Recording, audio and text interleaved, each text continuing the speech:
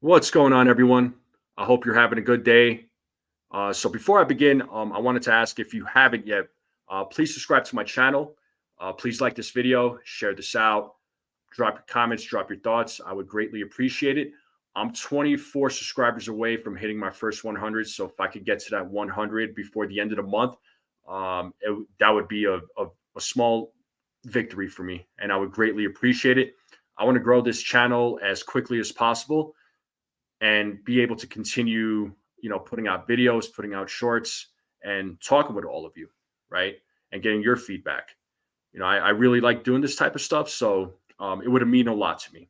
Okay, so let's get into it. So over the weekend, there's been a lot of rumblings about Japanese pitcher Yoshinobu Yamamoto, which a lot of teams have spoken with him.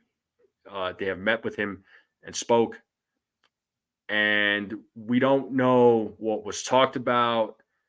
Apparently, or reportedly, should I say, there was some offers made to Yamamoto by the San Francisco Giants and the Boston Red Sox. Reportedly, there was offers made that were north of 300 million. But what we're hearing now is that none of those reports are even true. Okay. And I wanted to share a couple of things here. And I got this information from Mazza from Train Express, which shout out to Mazza here. He shared this in the group chat that him and I are both in. And this was by Jeff Passan. So he put a tweet out. Jeff Passan says, all the alleged $300 million bids for Yoshinobu Yamamoto, that's inaccurate, sources tell ESPN. Teams have been asked not to discuss terms yet, but that could change today when bidding, sources said, is expected to begin. Now is when Yamamoto's free agency gets real. Okay.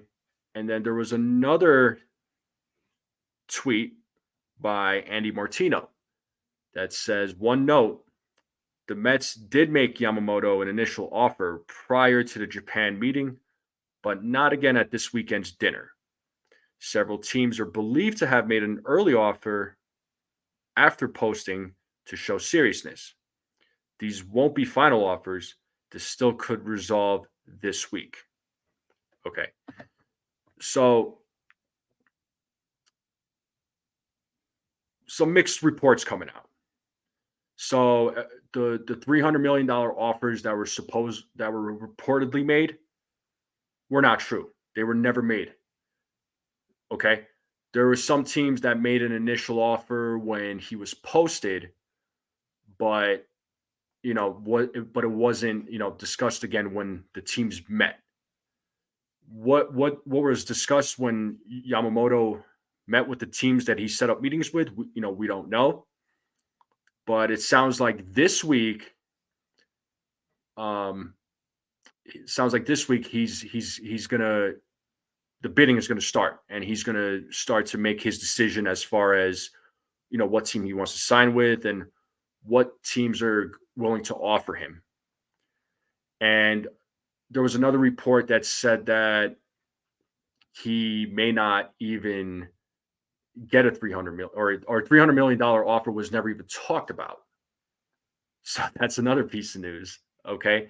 So it's interesting. It's interesting because, to me, and for what I'm about to say, it's not to take anything from Yamamoto's skill set. He's obviously a very skilled pitcher, no doubt. I mean, he's the pitcher that everybody is waiting for to sign, and then after him, other players are gonna fall off the board as well. Okay, but with the amount of money that's been talked about, anywhere from like 300 up till 350, 360, is insane. Especially when you get up to to the mid 300s, is deep. It's I feel like it's a little insane to me. The reason why I'm saying that is because he has not pitched in the majors, right? He hasn't pitched in Major League Baseball. And I think he'll do well. I'm not saying he'll do bad, but I think he'll do well. But to offer that kind of money, right, to a pitcher who's never pitched in Major League Baseball, it seems like a lot. It seems like a lot. So right now, we don't know where the bidding is going to start, and we don't know who's going to be the highest bidder. What we do know is that, teams like the Yankees, the Mets, and the Dodgers are definitely contenders. And to me, the dark horse or the wild card, could very well be the Boston Red Sox. I could see them sneaking in. Now, my thoughts as a Yankees fan, it's encouraging to hear that Yamamoto wanted a second meeting with the Yankees. That's encouraging to hear. He had a second meeting with the Mets over the weekend as well, right? But as of right now, all the teams that he's met with, the way I see it is they're all contenders. They all can very well sign Yamamoto. At the end of the day, it's up to Yamamoto as far as where he signs, right? Again, as a Yankees fan, I hope he signs with the Yankees. It'll improve the Yankees' rotation. Do I think that it's going to solve their rotation problems?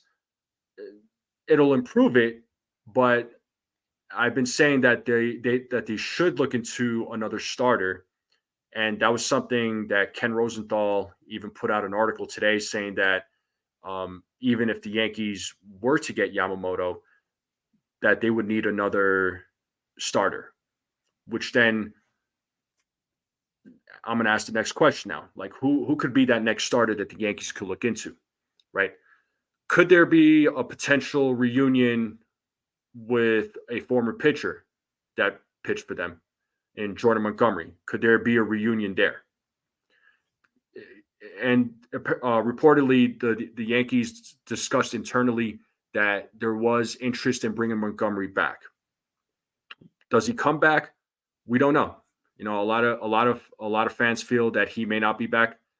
I'm one of them, but also if the Yankees did sign him back, I would be very happy with that result.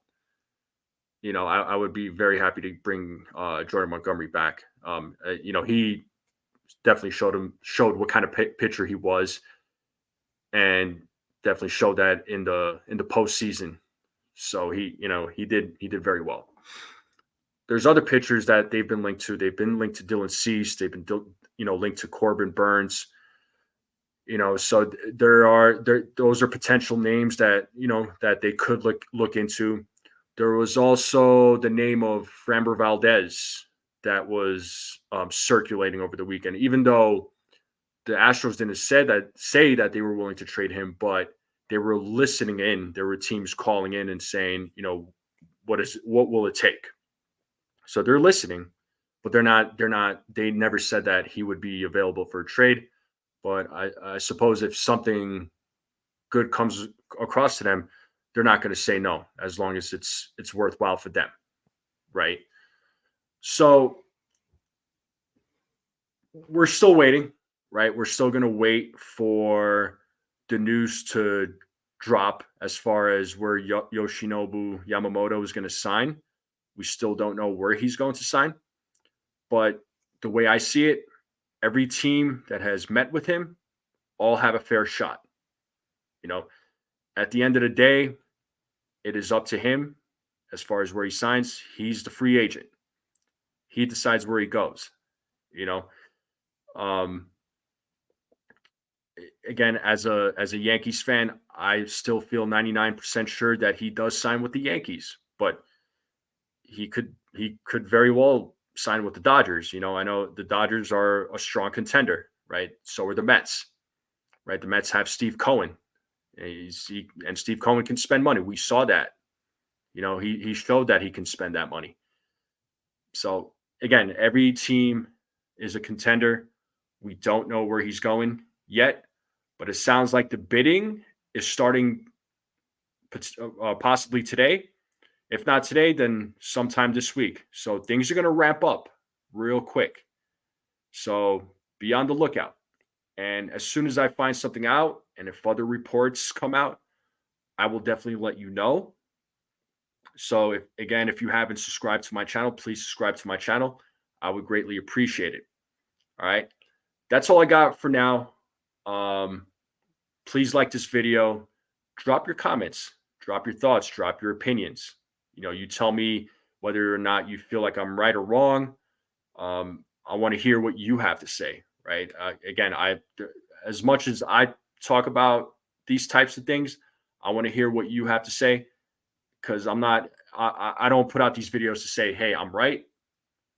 This is just me kind of expressing what I'm feeling and giving my take, my opinions. And I always appreciate from all of you, because there's something that I can learn from all of you. All right.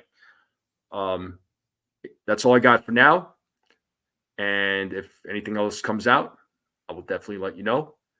And I hope you all have a wonderful day.